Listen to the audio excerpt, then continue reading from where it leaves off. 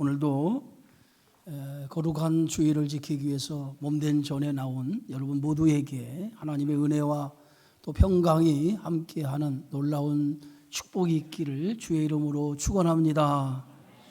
자, 우리 함께 인사 나누겠습니다. 사랑하고 축복합니다. 사랑하고 축복합니다.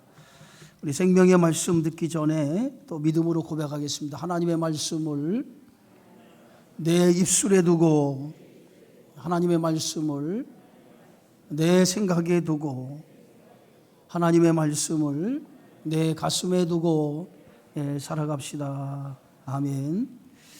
이 고린도 후서는 세 가지 큰 주제를 다루고 있습니다. 그 첫 번째 주제가 고린도 교회 방문에 대한 약속에 대해 바울이 이행하지 않는 것에 대한 입장을 첫 번째 주제로 다루고 있습니다. 사도 바울은 고린도 전서 16장에서 내가 마게도냐를 지나 고린도 교회를 방문해서 겨울을 함께 보내겠다라고 이렇게 약속을 했어요. 그런데 바울은 고린도 교회의 여러 문제로 인해서 고린도 교회 방문을 하지 않지요. 이런 문제에 대해서 고린도 교회 일부 성도들이 바울은 약속을 어기는 사람이다라고 하는 비방에 대한 입장을 밝히고 있는 내용이 첫 번째 고린도 후서에 다루고 있어요. 두 번째 주제는 당시 글라우디아 로마 황제 시대에 큰 기근이 예루살렘 지역의 유대 땅에 일어나게 됩니다. 그 기근으로 인해서 예루살렘 교회가 특별히 경제적인 어려움을 당합니다. 예루살렘 교회 성도들의 대부분은 가난한 성도들인데 그들이 경제적으로 굉장히 기근으로 어려움을 겪고 있다라고 하는 소식을 접하게 되고, 사도 바울은 당시 아가야와 그리고 마게도냐 지역의 교회들에게 모 교회인 예루살렘 교회가 이렇게 경제적인 어려움을 당하고 있는데 우리가 그들을 도와줘야 되지 않느냐라고 하면서 여러 교회에 연보, 헌금을 요청한 내용에 대한 주제를 두 번째 주제로 다루고 있고요. 세 번째는 오늘 고린도후서 10장에서 마지막 장까지 다루고 있는 사도 바울의 사도권에 대한 문제에 대한 주제입니다. 고린도 교회 안에 일부 사도 바울이 사도냐라고 하는 사도성에 대한 시비를 제기하는 사람들이 있었어요. 그래서 바울은 자신의 사도권에 대한 입장을 밝히고 있는 것이 세 번째 주제의 말씀입니다. 지금까지 고린도후서 1장에서 9장까지 바울은 아주 부드럽고 유순한 말로 고린도 교인들을 위로하고 또 권면하고 칭찬을 했습니다. 매우 부드럽고 조심스러운 태도로 고린도 교인을 대하고 있는 걸 볼 수 있어요. 그러나 10장부터는 바울의 어조가 아주 단호하고 강경한 어조로 바뀌는 것을 볼 수 있어요.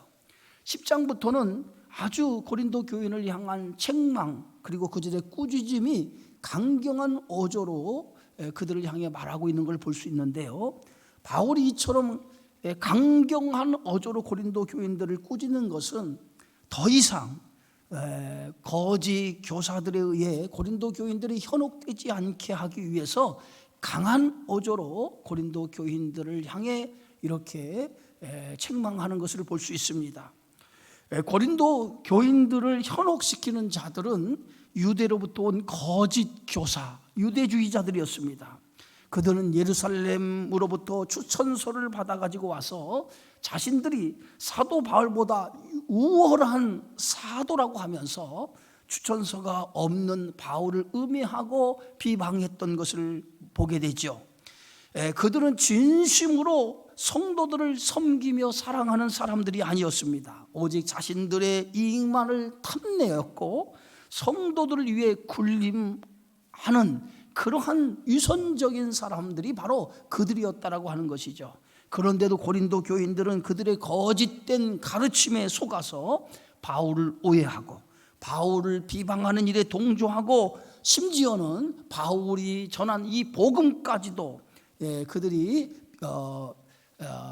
받아들이지 못하는 참된 신앙이 떠나는 모습까지 보이는 그러한 어리석은 그러한 모습들을 고린도 교인들이 보였던 것을 볼 수 있습니다. 심지어 고린도 교인들 가운데는 바울에 대해서 멀리 떨어져 편지를 보낼 때는 담대하고 강한 사람처럼 행동하면서 막상 서로 만나 얼굴을 대면하면 제대로 할 말도 못하는 비굴하고 우유부단한 자라고 이렇게 바울을 비방하는 사람들도 있었던 것을 볼 수 있어요. 얼굴을 대면해서 대화를 할 때는 아주 부드럽고 유순하게 대화를 하는데 편지를 써서 보낼 때는 아주 강력한 어조로 이렇게 편지를 쓴다라고. 바울은 우유부단한 자, 이중 인격자라고 하는 말로 바울을 비방하는 사람들도 있었다는 거죠. 그래서 오늘 바울은 고린도후서 10장 1절에 시작하면서 너희를 대면하면 유순하고 떠나 있으면 너희에 대하여 담대한 나 바울은 이렇게 말합니다. 이 말은 사실은 바울이 한 얘기가 아니에요. 바울이 고린도 교회 성도들이 바울을 향해서 이렇게 얘기했다는 거예요. 대면할 때는 유순하지만은 떠나 있어서 편지를 쓰면 이렇게 담대하게 이렇게 편지를 썼다는 거예요. 그러면서 바울을 음해하기를 시작했어요. 사도 바울이 이런 오해를 받게 된 것은 고린도 교인들을 예수님 마음으로 온유와 관용으로 고린도 교인들을 대했기 때문입니다. 바울이 이렇게 온유와 관용으로 고린도 교인들을 대한 것은 진심으로 고린도 교인들을 사랑했기 때문에 바울은 온유와 관용으로 이렇게 그들을 대한 거예요. 사실 고린도 교회는 바울이 1년 6개월 동안 고린도라고 하는 도시에 머물면서 복음을 전해서 세운 교회가 고린도 교회였어요. 그런 고린도 교회에 대한 예차, 고린도 교회에 대한 사랑이 오늘 바울에게는 남다른 애정과 남다른 사랑을 가지고 있었단 말이에요. 그래서 그들이 거짓된 교사들에게 현혹을 받아서 바울에 대해서 비방하고 바울에 대해서 음해했지만 바울은 한결같이 그들을 그리스도의 사랑으로, 관용으로, 그리고 그 온유한 마음으로 그들을 대했던 거예요. 그런데 이렇게 관용과 온유한 마음으로 그들을 대했던 그것에 대해서 일부 고린도 교인들이 오해를 한 거예요.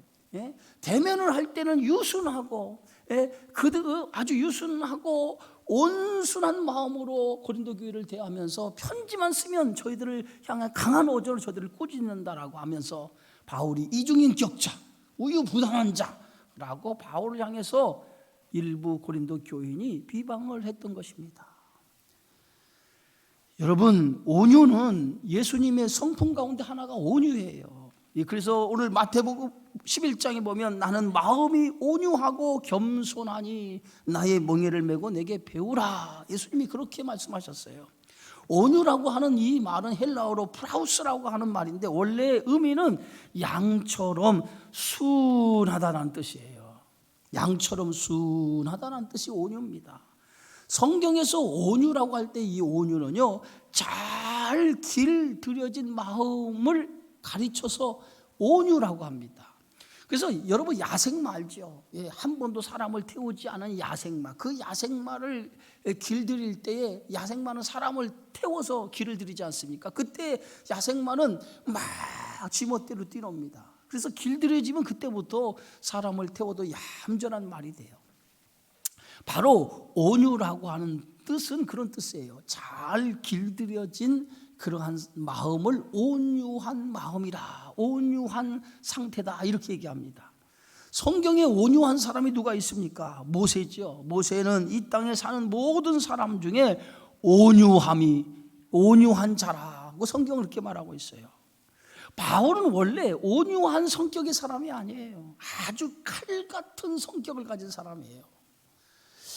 바울이 제1차 전도 여행을 떠날 때에 바울이 바나바와 그리고 바나바의 생질 마가를 데리고 제1차 전도 여행을 떠나게 되어지죠. 그때 1차 전도여행을 떠날 때 1차 전도여행이 그렇게 쉬운 전도여행이 아니었어요. 굉장히 힘들고 어려운 그런 전도여행이었어요. 그러니까 전도여행을 가다가 이 마가라고 하는 바나바의 생질인 마가가 전도여행을 하다가 너무 힘든 거예요. 자기가 생각한 것보다 배나 더 힘든 거예요. 그래서 도저히 전도여행을 할 수가 없었어요. 그래서 중간에 이 마가가 포기를 해버려요. 나는 도저히 이렇게 전도여행에 함께 할 수 없습니다 라고 포기를 하고 돌아가 버려요. 그래서 바나바와 바울이 이 1차 전도여행을 이제 끝까지 마치는데 마가가 짊어져야 지금까지 함께 짊어지니까 얼마나 어렵고 힘들겠습니까? 그리고 1차 전도여행을 끝나고 돌아왔어요. 그리고 나서 얼마 있다가 제2차 전도여행을 떠납니다. 전도여행을 떠나는데 제2차 전도여행을 떠날 때 바나바가 또다시 바울에게 마가를 다시 데리고 갑시다 라고 제안을 해요. 그랬더니 바울이 마가는 안 됩니다. 마가는 안 됩니다. 제 전도여행에 힘들고 어렵다고 해서 중간에 포기한 그 사람을 다시 데려갈 수는 없습니다. 난 그런 사람과 함께 선교할 수 없습니다 라고 바울이 바나바의 제안을 거절해버리고 말아요. 그래서 이 마가를 데리고 가는 문제 때문에 바울과 바나바 사이에 금이 가버려요. 서로 다투게 됩니다. 다투서 결국은 바나바는 마가를 데리고 따로 선교 전도여행을 떠나고 바울은 디모데를 데리고 전도여행을 떠나게 돼요. 실라를 데리고 전도여행을 떠나게 되어져요. 바울은 이처럼 칼 같은 사람이에요. 잘못된 것을 용납하지 않냐고 칼처럼 자르는 그러한 사람이 바울의 성격이었습니다. 그런데 바울이 어느 순간부터 그의 마음이 부드러워진 사람이 된 거예요. 온유한 성품의 사람이 된 거예요. 그런 온유한 성품의 사람이 된 결정적인 이유가 뭡니까? 예수님의 말씀 속에서 그가 거듭나게 돼요. 자꾸 그가 변하게 되어진 거예요. 예수님의 성품으로, 십자가의 은혜로 말미암아 예수님의 성품으로 그가 변해지게 된 거예요. 그래서 그가 온유한 성품을 갖게 되어진 거예요. 그래서 오늘 성경의 말씀에도 이렇게 말하죠. 온유와 관용으로 친히 너희를 대하고 1절에 이렇게 말합니다. 온유와 관용. 바울은 넓은 관용의 마음으로 고린도 교회를 대했어요. 관용의 사전적인 뜻은 남의 잘못을 너그럽게 받아들이고 용서하는 마음을 관용이라고 합니다. 예? 바울의 이렇게 고린도 교인들의 잘못에 대해서 넓은 마음, 온유한 마음, 그들을 용서하는 마음으로 고린도 교인들을 대했던 것이 고린도 교인들에게 오해를 불러일으킨 거예요. 예, 그래서 일부 고린도 교회 성도들 가운데 바울을 향해서 우유부단한 자, 이중인격자라고 하는 그러한 소리를 듣게 된 거예요. 바울은 자신을 비방하며 성도를 미혹하여 교회의 문제를 일으키는 자들에 대해서 용서치 않고 담대하게 내가 그들을 치리하겠다라고 얘기합니다. 그러면서 끝까지 내가 관용과 온유한 마음으로 고린도 교인들을 대할 수 있게 해달라고 당부를 하죠. 그것이 오늘 2절의 말씀입니다. 우리 함께 읽습니다. 고린도전후서 10장 2절. 또한 우리를 육신에 따라 행하는 자로 여기는 자들에 대하여 내가 담대히 대하는 것 같이 너희와 함께 있을 때 나로 하여금 이 담대한 태도로 대하지 않게 하기를 구하노라. 내가 담대한 태도로 너희를 대하지 않기를 구한다는 거예요. 끝까지 바울이 가졌던 온유와 관용의 마음으로 너희를 대하게 해달라는 거예요.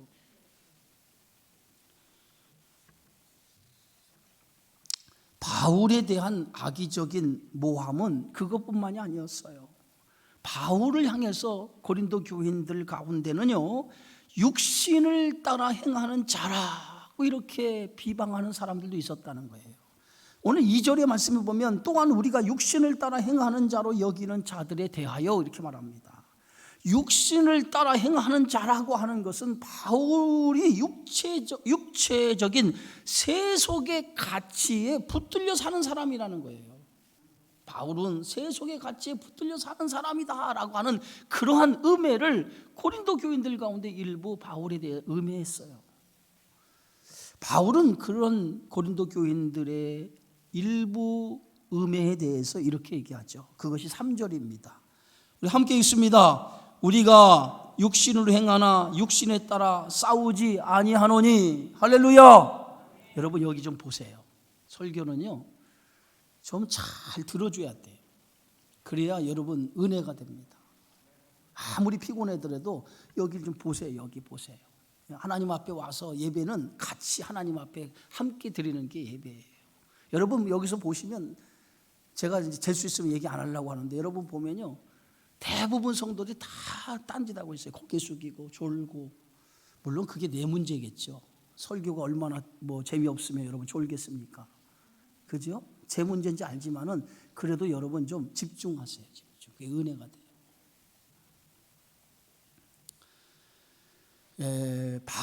바울에 대해서 육신을 따라 행하는 자라고 하는 것은 바울이 육체적인 세속의 가치에 붙들려 산다라고 하는 거예요. 바울이 이런 음해에 대해서 우리가 육신을 행하나 육신에 따라 싸우지 아니한다라고 이렇게 말합니다. 우리는 육신의 몸을 입고 있죠.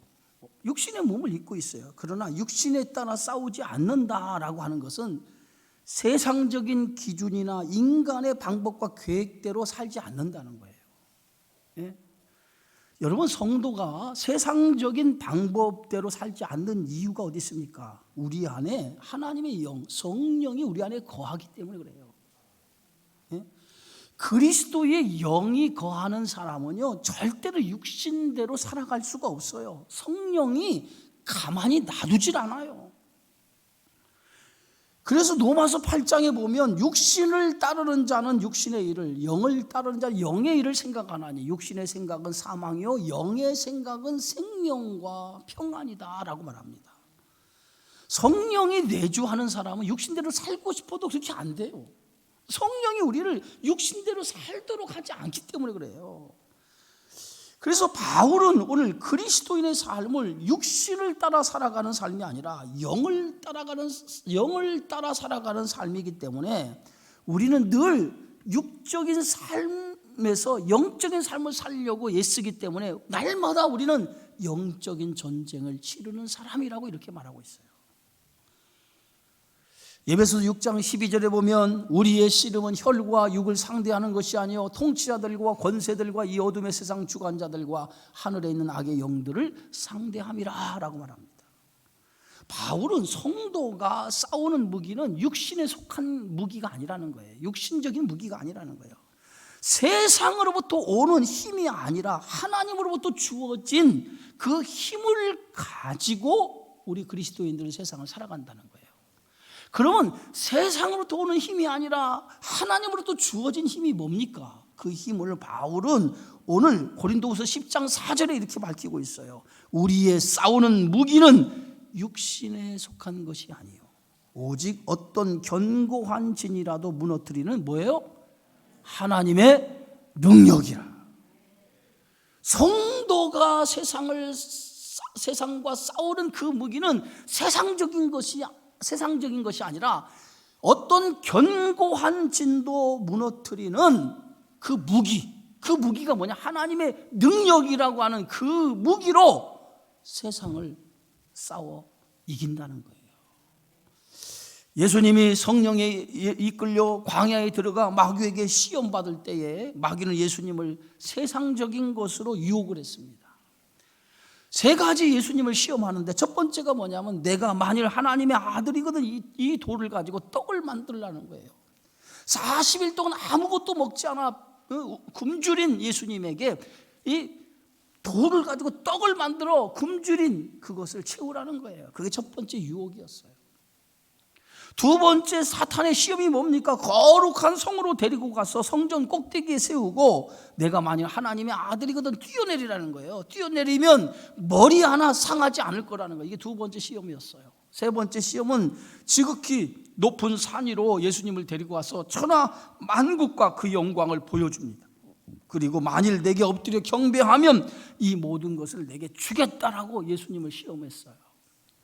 그런데 예수님이 이 시험, 세 가지 예수님이 시험을 당했을 때에 예수님이 세 가지 시험을 어떻게 물리치셨습니까? 하나님의 말씀을 가지고 이 세 가지 시험을 다 물리친 거예요. 네? 우리가 세상을 살아가는 힘은 세상의 것에 있지 않다는 거예요. 어디에 있어요? 하나님 안에 있다는 거예요. 하나님 주시는 능력 안에서 세상을 이기는 능력이 있다는 거예요. 마귀는 자꾸 우리가 세상적인 것을 의지하도록 만들어요. 마귀가 자꾸 우리가 세상적인 것을 의지하도록 만드는 이유가 어디 있는지 아십니까? 예수님 말씀에 순종하지 못하게 하기 위해서 그런 거예요.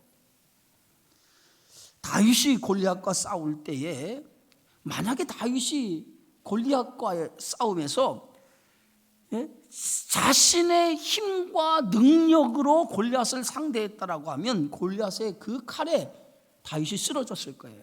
죽었을 거예요. 그러나 다윗은 골리앗과 싸움에서 자신의 힘으로 능력으로 골리앗을 싸우지 않았어요. 오직 뭐예요? 다윗은 골리앗과 싸움에서 전능하신 하나님의 능력에 의존해서 싸웠어요. 그래서 오늘 사무엘상 17장에 보면 너는 창과 단창으로 내게 오지만은 나는 만군의 여호와의 이름 곧 내가 모욕하는 이스라엘 군대의 하나님의 이름으로 내게 나아가노라. 다윗은 뭐예요? 자신의 힘이 아니라 만군의 여호와의 이름 그 능력으로 골리앗과 싸운 거예요. 그랬더니 다윗이 가지고 있는 이 물맷돌 돌멩이 하나를 던졌더니 그 돌맷돌이 골리앗의 정수리에 맞아서 골리앗이 쓰러진 거예요. 바울을 대적하는 자들은 육체에 속한 병기, 세상적인 학문, 인간적인 영향력, 권위 있는 추천서, 사람들을 현혹시키는 수사학적인 달변, 이런 인간적인 것들을 가지고 그들은 싸웠어요. 그러나 바울은 그러한 것들을 가지고 세상적인 학문이나 권위 있는 추천서, 사람을 현혹시키는 수사학적인 달변, 말로써 그들을 싸운 게 아니에요. 오직 하나님의 능력을 가지고 그들과 싸운 거예요. 세상적인 기준으로 볼 때는 바울의 무기는 아주 보잘것없는 것처럼 보일 수 있어요. 그러나 성령의 역사와 하나님의 권능으로 덧입혀질 때에 그 어떤 대적도 당할 수 없다는 거예요. 세상 사람들이 볼 때는 우리가 가진 무기는 아무것도 아닌 것처럼 보여요. 뭐 사는 것도 그렇고 뭐 여러 가지 세상적인 환경도 그렇고, 그러나 우리가 가진 무기는요 세상의 그 어떤 무기보다 더 강력한 무기예요. 왜? 하나님의 능력이 우리 안에 함께하기 때문에 그 능력을 가지고 있으면 비천에 권고의 어떠한 상황에도 능히 이길 수 있는 능력이 되어지는 줄 믿습니다. 바울이 가진 무기는 육체의 무기가 아니에요. 어떠한 견고한 진도 무너뜨릴 수 있는 무기를 가지고 있어요. 그 무기가 뭡니까? 하나님의 능력인데 그 능력이 뭐예요? 하나님의 말씀을 기초로 하고 있었다는 거예요. 에베소서 6장에 보면 마귀를 대적하기 위해서 취하여야 될 하나님의 전신갑주가 있어요.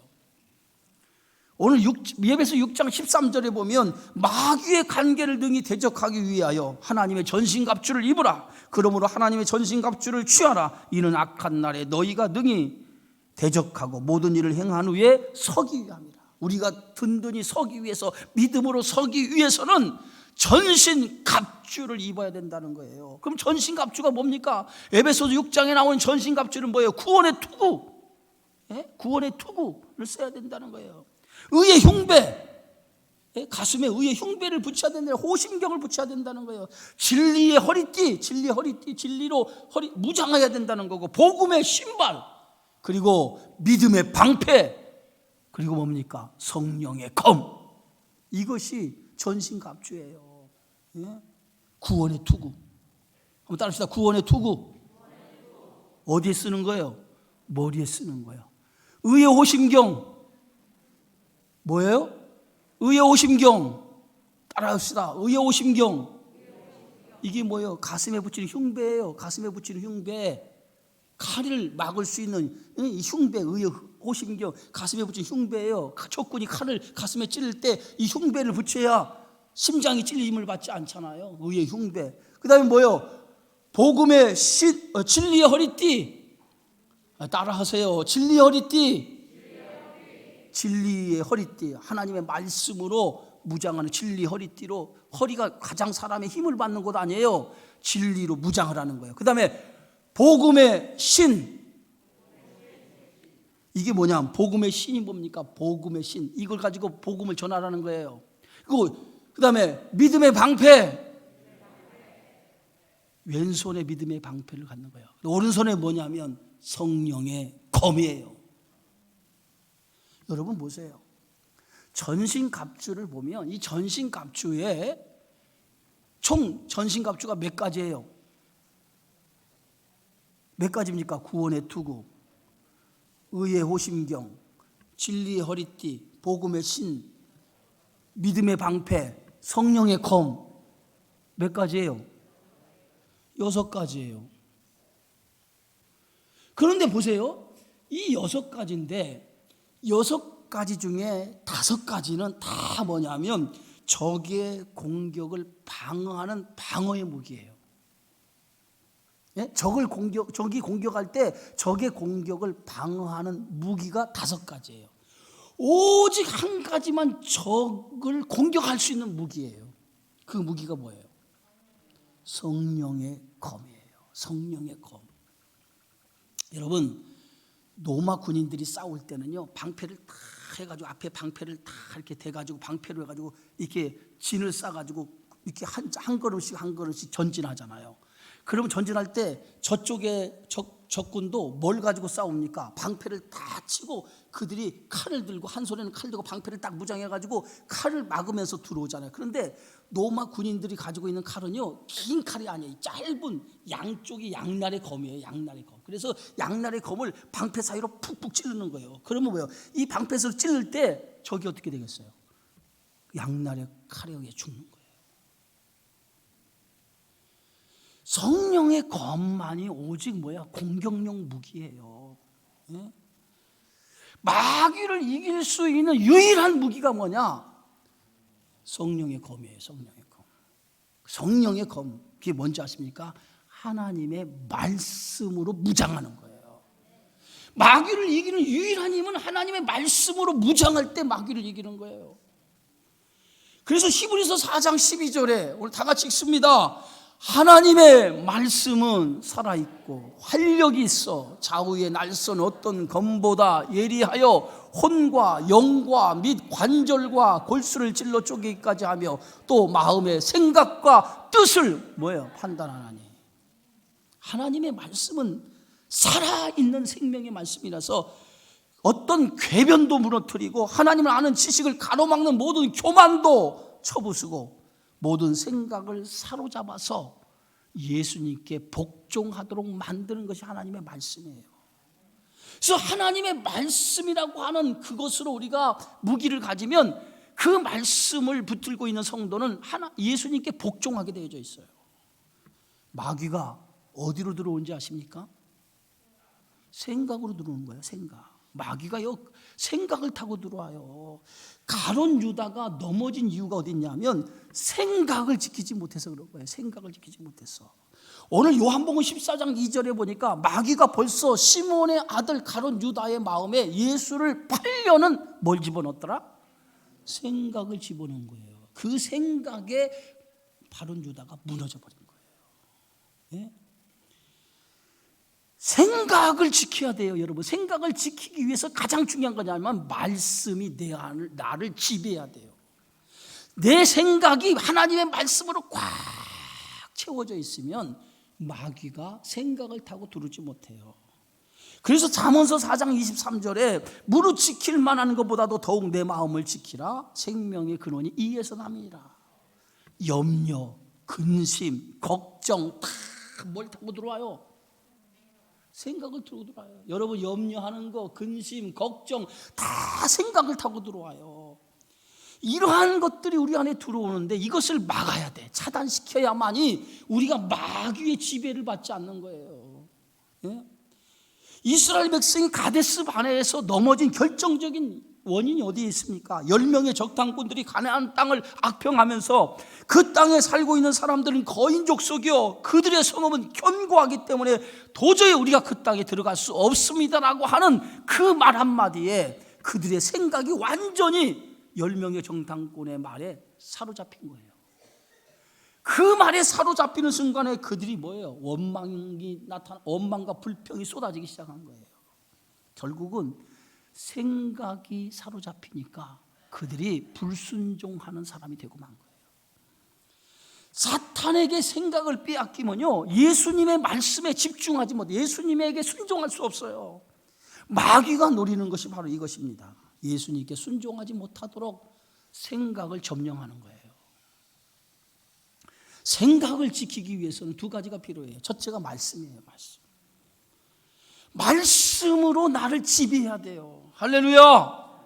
하나님의 말씀이 여러분을 지배해야 돼요. 여러분의 생각을 하나님 말씀을 지배해야 근심이나 염려, 세상적인 것이 들어오지 못하는 거예요. 말씀으로 지켜나가기를 주의 이름으로 축원합니다. 또 하나는요, 생각을 지키기 위한 가장 강력한 힘이 뭐냐? 기도예요. 그래서 빌립보서 4장 6절에서 보면 아무것도 염려하지 말고 다만 모든 일에 뭐요? 기도와 간구로 너희 구할 것을 감사함으로 하나님께 아뢰라. 그리하면 모든 지각에 뛰어난 하나님의 평강이 그리스도 예수 안에서 너희 마음과 뭘 지키리라? 생각을 지키리라. 뭐 하면? 기도와 간구로 너희 마음과 생각을 지키라는 거예요. 하나님 앞에 기도를 통해서 우리의 마음과 생각을 지켜나가야 돼요. 영적인 삶이 없으니까, 말씀을 무장하고 기도하는 일이 없으니까 자꾸 생각을 타고 죄가 들어오는 거예요. 근심과 염려, 세상적인 것들이 자꾸 들어오다 보니까 그것이 나를 무너뜨려서 하나님 말씀 앞에 순종하지 못하도록 만든다는 거예요. 지금 고린도 교인들이 뭐예요? 생각을 지키지 못하니까 거짓된 교사들에 의해서 바울이 전한 복음이 그들에게 무너지기 시작한 거예요. 생각을 지키지 못하면 하나님 앞에 순종할 수 없어요. 그래서 고린도후서 10장 5절에 모든 생각을 사로잡아 그리스도에게 복종하게 하니, 그리스도에게 복종하기 위해서는 생각을 말씀으로 사로잡아야 된다는 거예요. 당시 거짓 교사들은 바울이 전한 복음을 헛되하기 위해서 그들이 자꾸 부정적인 생각을 심어줬어요. 그 부정적인 생각 가운데 하나가 뭐냐면 바울의 예모에 대한 비방이었어요. 그래서 고린도후서 10장 7절에 바울이 이렇게 얘기합니다. 너희는 예모만 보는도다. 만일 사람이 자기가 그리스도에게 속한 줄을 믿을진대 자기가 그리스도에게 속한 것 같이 우리도 그러한 줄을 자기 속으로 다시 생각할 것이라. 자꾸 바울에 대해서 비판적인 생각을 불어넣었어요. 그게 뭐냐? 바울의 예모적인 모습으로 예모를 비방하면서 고린도 교인들에게 바울에 대한 비판적인 생각을 집어넣었단 말이에요. 바울의 예모는요 굉장히 보잘것없었어요. 몸집이 아주 작고요, 다리도 휘었고, 미간이 아주 좁고 머리는 대머리였어요. 그리고 코는 전형적인 유대인들의 매부리 코였어요. 그러니까 바울의 사진으로 보면요, 아주 바울의 예모가 아주 몸집도 작고, 눈을 이렇게 눈썹은 밑에 내려왔고 대머리를 가지고 말이에요. 아주 보잘것없는 예물이었단 말이에요. 그리고 그것뿐만 아니라 병도 있었어요. 눈에는 안질인가 간질인가 신학자들 가운데 의견이 다른데 어떤 신학자는 안질이다, 어떤 신학은 간질병이다 그러는데, 그래서 고린도후서 13장에 보면 이 질병 때문에 바울이 3번이나 하나님 앞에 기도했다라고 기록하고 있지 않습니까? 그것처럼 예모도 형편없이 질병도 가지고 있지, 그리고 말도 되게 어눌했어요. 바울이 유창하게 잘하면은, 수학적으로 아주 말을 잘했으면, 논리정연하게 말을 잘했으면은 사람들에게 인기를 얻었을 거예요. 당시 최고의 복음 전하는 자로 인기 얻은 사람이 누군지 아십니까? 아볼로는요 말에 등통한 사람이에요. 수사학적으로 굉장히 말을 논리정연하게 잘했던 사람이 아볼로였어요. 그런데 거기에 비해서 바울은 말도 아주 어눌했어요. 얼마나 어눌하면 바울이 설교할 때 그 두기고라고 하는 사람이, 유두고라고 하는 사람이 창문에 걸터 앉았다가 졸다가 쓰러져서 죽었어요. 그래서 조는 것은 누구 책임이라? 조는 건 누구 책임이라고요? 내 책임이야, 내 책임.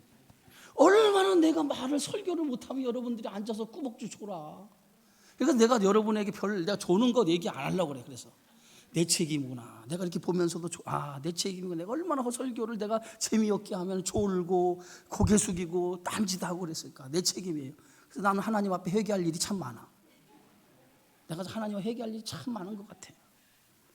이렇게 사도 바울이요, 말도 굉장히 어눌했단 말이에요. 이런 바울의 겉모습을 자꾸 고린도 교인들에게 거짓 교사들이 얘기하니까 고린도 교인들이 생각이 뭐냐, 바울에 대한 생각이 아주 안 좋은 생각으로 꽉 찬 거예요. 그래서 바울의 외적인 것을 판단하고 바울에 대해서 자꾸 그 외적인 모습을 보고 비방을 한 거예요. 그래서 바울은 이렇게 얘기합니다. 외모로만 보고 사람을 판단하지 말라. 외모로만 보고 사람을 판단하지 말라. 우리가 이런 잘못을 얼마나 많이 범하고 있습니까? 겉모습만 보고 사람을 판단하는 경우가 얼마나 많이 있습니까?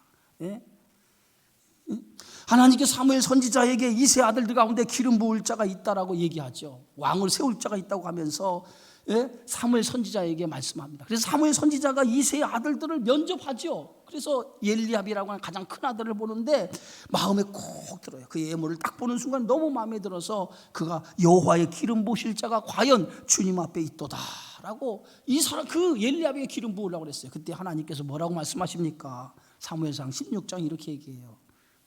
여호와께서 사무엘에게 이르시되 16장 7절입니다. 그의 용모와 키를 보지 말라. 그의 용모와 키를 보지 말라. 내가 보는 것은 사람과 같지 아니하니 사람은 외모를 보거니와 나 여호와는 뭘 봐요? 중심을 보느니라. 바울은 겉모습을 가지고 거짓 교사들의 그 화려한 언변, 그들의 추천서, 이러한 것들을 보고 판단하지 말라는 거예요. 그 사람이 그리스도에게 속한 사람인가, 진심으로 너희를 사랑하는 사람인가, 진심으로 너희를 위해서 기도하는 사람인가, 정말 복음으로 무장된 사람인가, 그것을 보라는 거예요. 외모를 보고 판단하고 외모를 보고 얘기하지 말고 진심으로 너희를 그리스도의 마음으로 사랑하는 자인가를 보라는 거예요. 바울은 고린도 교인들을 책망하는 이유는 단 한 가지였어요. 왜 그들을 책망하고 그들을 향해서 이렇게 강한 어조로 바울이 얘기한 줄 아십니까? 딱 한 가지예요. 그것이 오늘 본문의 말씀 가운데 8절의 말씀입니다. 우리 다 같이 한번 읽어봅시다. 시작. 주께서 주신 권세는 너희를 무너뜨리려고 하신 것이 아니요 세우려고 하신 것이니 내가 이에 대하여 지나치게 자랑하여도 부끄럽지 아니하라. 내가 너희를 향해서 강한 어조로 얘기하는 것은 너희를 미워하고 너희를 싫어해서 그런 게 아니라는 거예요. 내가 강한 어조로 이렇게 너희를 대하여 얘기하는 것은 뭐 때문에?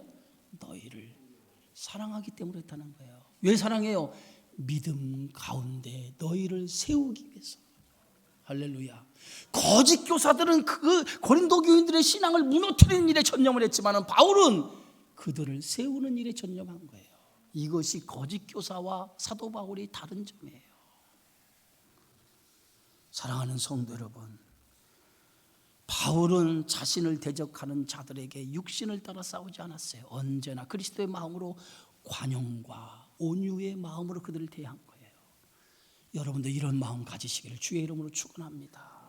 우리의 싸우는 무기는 세상적인 무기가 아니에요. 하나님의 능력이에요. 그 능력을 가지고 세상을 살아가는 거예요. 마귀는 우리 세상의 것으로 우리의 생각을 혼잡하게 해서 우리의 생각을 마귀가 점령해서 하나님 뜻대로 살지 못하게 해요. 하나님 말씀에 순종하지 못하게 해요. 이 생각을 하나님의 말씀으로 지키시기 바랍니다. 그래서 온전히 주님께 순종하여 오직 하나님 방법이 아니라 하나님의 말씀, 세상의 방법이 아니라 하나님의 말씀대로 하나님 방법으로 살아가는 성도가 되어서 언제나 하나님 말씀 앞에 순종하여 믿음으로 승리하는 그러한 삶이 저와 여러분 삶 속에 있어지기를 주의 이름으로 축원합니다. 거룩하신 주님 감사합니다. 오늘 바울이 고린도 교인을 향해서 말하는 이 귀한 말씀을 가슴에